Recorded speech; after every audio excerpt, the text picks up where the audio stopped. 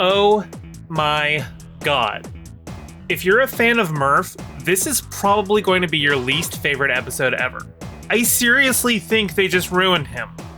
I'm Gayfesh, and today we'll be talking Star Trek Prodigy, Season 1, Episode 14, Crossroads. But before we get started, make sure to like, subscribe, and ring the bell. Spoilers ahead. So yeah, before I get into the episode proper, one of the running plot lines is that Murph is in a cocoon getting ready for metamorphosis. Well, he hatches at the end, and he looks like this disgusting, misshapen, awkward baby with a hideous face. If this doesn't get undone soon, it's gonna sour me on the show. I cannot overstate how much I hate his design. I hope this is just a temporary thing and his arms and legs will fall off and he can return to his original design. What the F?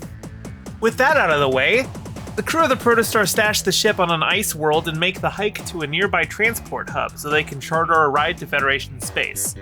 The first person they run into is Okana, that Han Solo wannabe from an episode of TNG that should have been forgettable, but for how awful it was.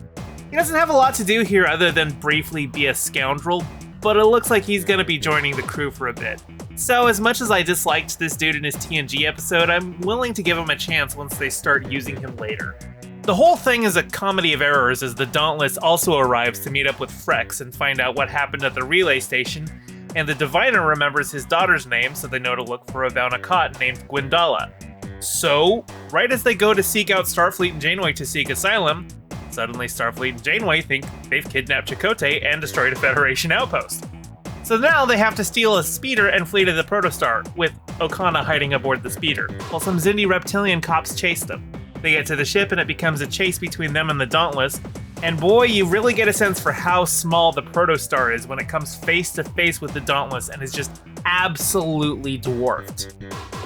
They try to get the Proto-Warp ready when Murph, newly hatched, accidentally fires a photon, and the Dauntless responds by knocking out their third nacelle before they can make the jump.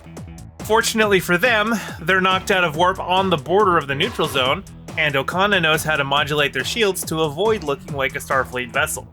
Janeway wants to pursue them anyway, but her first officer refuses the order, and a bunch of Romulans show up to ensure she doesn't.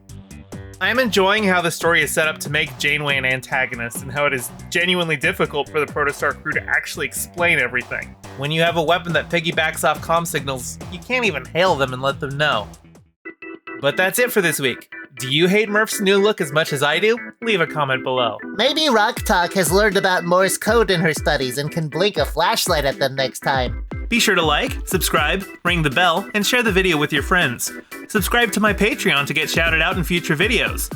Check out my Bandcamp for banging tunes, including all the tracks you heard in this video.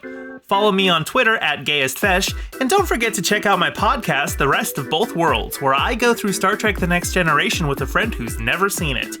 Thank you to all my patrons, with a special shout out to Piftle Cakes and Renee Vorbeck. Your support is greatly appreciated. See you all in the next video.